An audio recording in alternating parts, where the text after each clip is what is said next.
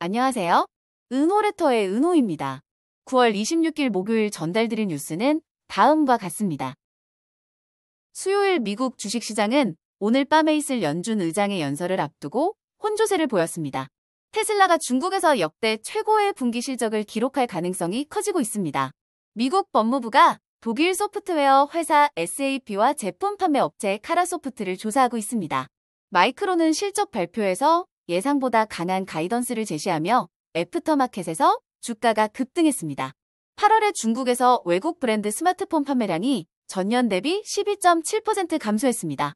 구글은 마이크로소프트의 반경쟁적인 클라우드 관행에 대해 유럽연합 집행위원회에 불만을 제기했습니다. 메타의 오리온 AR 안경이 내부 테스트 중이라고 합니다. 오픈 AI의 최고 기술 책임자 미라 무라티가 6년 반 만에 회사를 떠난다고 발표했습니다. 자세하게 하나씩 살펴볼까요?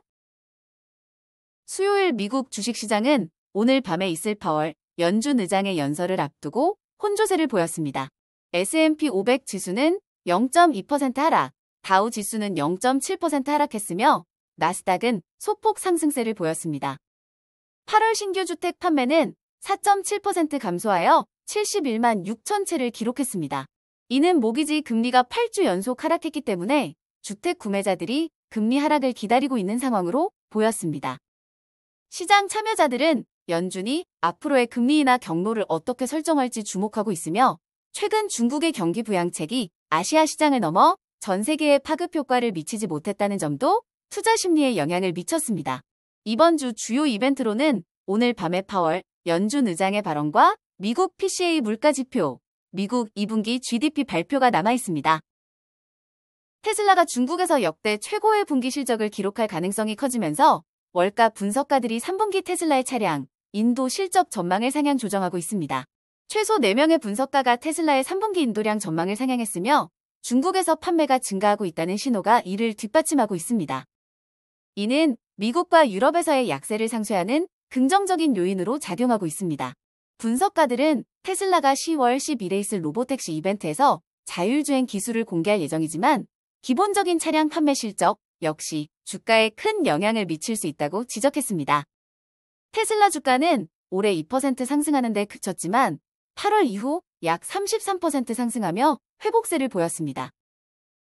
미국 법무부가 독일 소프트웨어 회사 SAP와 제품 판매 업체 카라소프트를 비롯한 다른 기업들이 미국 정부의 소프트웨어를 판매하는 과정에서 가격 담합을 했는지 여부를 조사하고 있습니다.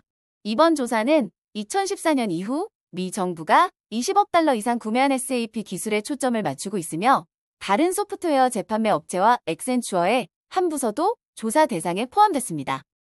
카라소프트는 FBI 수색을 받았으며 SAP는 조사에 협조하고 있다고 밝혔습니다. 이번 소식으로 SAP 주식은 하락했으며 관련 기업들인 서비스나우, 옥타도 주가가 하락했습니다. 마이크론은 실적 발표에서 예상보다 강한 가이던스를 제시하며 애프터마켓에서 주가가 급등했습니다.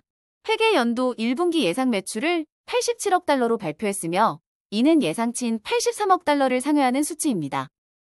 또한 주당 순이익은 1.74달러로 예상치인 1.52달러를 웃돌았습니다. 분기 매출은 77억 5천만 달러로 전분기 68억 1천만 달러와 전년 동기 40억 1천만 달러를 크게 넘었습니다. 인공지능 수요로 데이터 센터 D램 제품과 고대역폭 메모리의 매출이 증가했으며 낸드 사업부 매출도 처음으로 분기 10억 달러를 돌파했습니다. 마이크론의 CEO 산제이 메우로트라는 향후 분기에도 매출과 수익성이 크게 개선될 것으로 기대된다고 밝혔습니다. 중국의 정보통신기술학회에 따르면 8월 중국에서 외국 브랜드 스마트폰 판매량이 전년 대비 12.7% 감소했습니다. 애플의 아이폰을 포함한 외국 브랜드 휴대폰 판매량은 187만 대로 지난해 같은 기간에 214만 대에서 감소했습니다. 반면 중국 내 전체 휴대폰 판매량은 1년 전보다 26.7% 증가해 2,405만 대를 기록했습니다.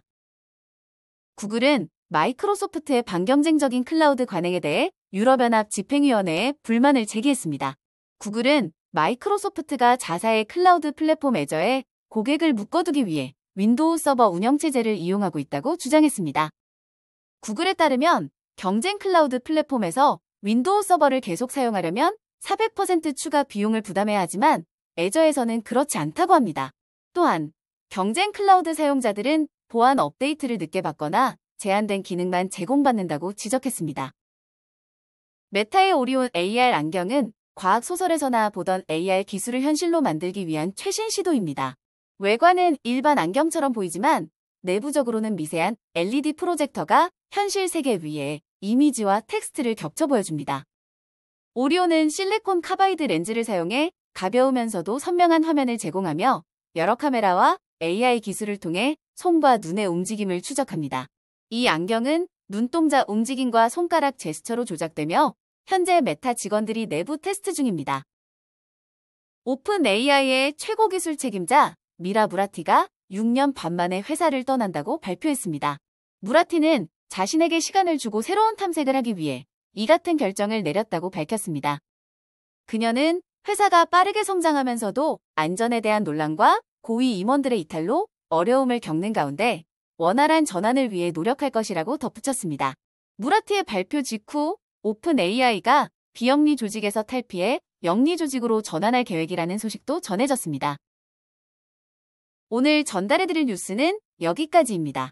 들어주셔서 너무 감사드리고 은퇴하는 그날까지 파이팅입니다. 도움이 되셨다면 좋아요와 구독 부탁드립니다.